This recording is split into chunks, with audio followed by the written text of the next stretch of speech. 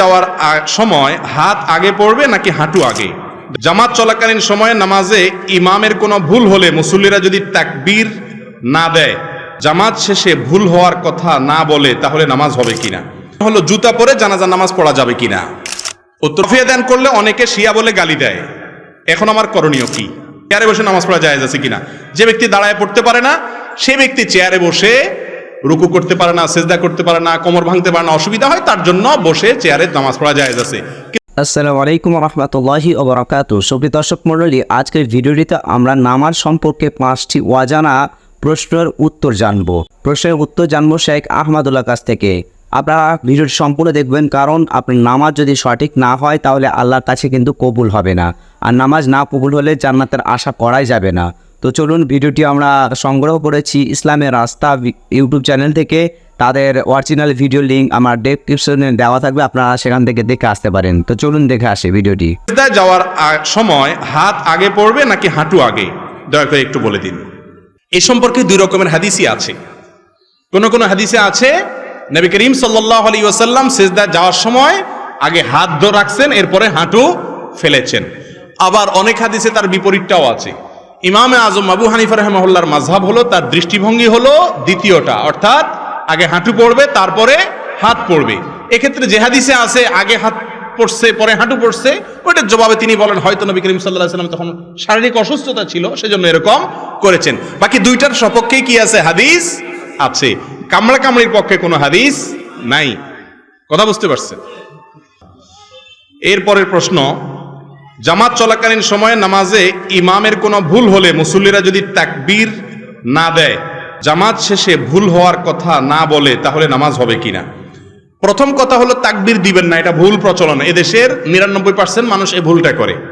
সেটা হলো ইমামের কোনো ভুল হলে মুক্তাদিরা পিছন থেকে কি বলে তার ভুল ধরবে? লোকমা দিবে কি দিয়া? সুবহানাল্লাহ, মাশাআল্লাহ। আপনারা তো জানেন, দেখা যায় সব শিক্ষিত এবং দিনদার এবং আলেম ওলামা মানুষ এখানে, মাশাআল্লাহ। কিন্তু এদেশে বেশিরভাগ মানুষ নামাজের পরে পিছন দিয়ে কি বলে? আল্লাহু আকবার বলে। নবী করিম সাল্লাল্লাহু আলাইহি সাল্লাম বলেছেন, আত-তাসবিহু লির-রিজাল ওয়াত-তাসফিকু লিন-নিসা। ইমামের ভুল হলে পেছনে মুক্তাদি যদি মহিলা থাকে তাহলে এভাবে হাতে বাড়ি দিবে, মানে ইমাম সাহেবরে বুঝাবে যে ইমাম সাহেব বেলাইনে চলে যাচ্ছেন। কথা বুঝতে পারছেন? আর পুরুষ যদি থাকে তাহলে বলবে কি? সুবহানাল্লাহ। আমরা বলি কি? আল্লাহু আকবার। আল্লাহু আকবার হাদিসে নেই, হাদিসে আসছে কি? সুবহানাল্লাহ। এর আমলও খুব একটা চালু নেই আমাদের সমাজে, জানেই না মানুষ। এটা হলো প্রথম কথা। দ্বিতীয় কথা হলো, ইমাম সাহেবের ভুল হয়েছে, মুক্তাদিরাও লোকমা দেয় নাই, নামাজ শেষ হয়ে গেছে, এখন কি করবে? উত্তর হলো, দেখতে হবে ভুলটা কোন ধরনের।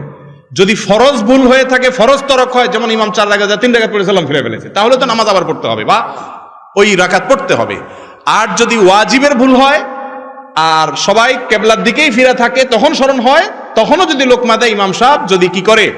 সুজদা দেয়, তাইলে নামাজ হয়ে যাবে। আর যদি হাঁটা চলা করে কথাবার্তা বলে তারপরে মনে হয়, তাহলে আবার নামাজ পড়তে হবে।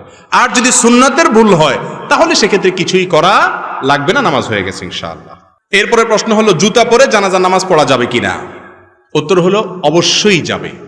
আমাদের দেশে জানাজা নামাজে দাঁড়াইলে সবাই গণহারে জুতা খুলে সামনে রাখে, ঠিক না? রাসূল করিম সাল্লাল্লাহু আলাইহি সাল্লাম বলেছেন, সল্লু ফি আলা সল্লু ফি নিআলিকুম, ও মুসলমানরা তোমরা জুতা পরে নামাজ পড়িও যদি প্রয়োজন হয়। কারণ ইহুদিরা জুতা পরে নামাজ পড়ে না, জুতা খুলে নামাজ পড়াটাকে জরুরি মনে করে। তোমাদের কখনো ঠেকায় পড়ে গেলে দরকার হলে জুতা পরে নামাজ পড়তে পারো। জানাজা নামাজ তো বাহিরে পড়া সুন্নত, মসজিদে না। তো বাহিরে নামাজ হলে জুতা পরেই নামাজ পড়ার কথা।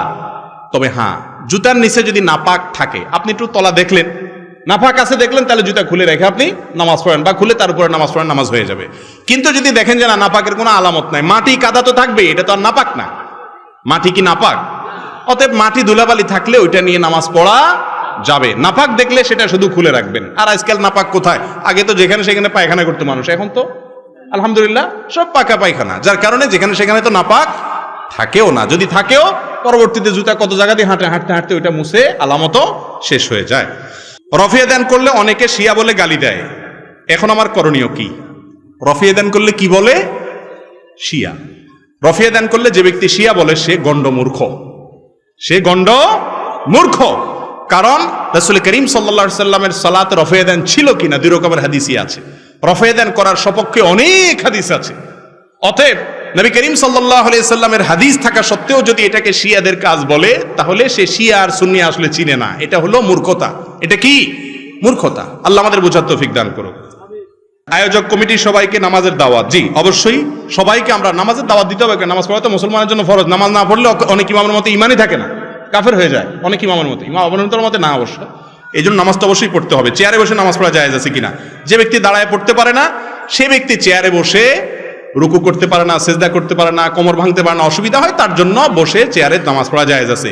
কিন্তু সারা দুনিয়ার দাবড়ায় বেড়াইতেছেন, আয়সা মসজিদে ধপাস করে বসে চেয়ারে নামাজ পড়া শুরু করলেন, এটা জায়েজ নাই। কার সামনে বসে বাকাওতি করে নামাজ পড়তে আসছেন? এটা তো বিনয় দেখানোর জায়গা। আজকাল মসজিদগুলোতে এত চেয়ার, এটা কি মসজিদ না আরএফএল এর শোরুম সন্দেহ হয়। এত প্লাস্টিকের চেয়ার, এগুলো ঠিক না। তবে হ্যাঁ, কেউ যদি নিরুপায় হয়, উনি রুকু সেজদা করতে পারেন না, তাহলে উনি অবশ্যই চেয়ারে বসে ইশারা রুকু সেজদা করতে পারবেন। দাঁড়ানোর ক্ষমতা থাকলে দাঁড়াবেন, রুকু সেজদার সময় বসে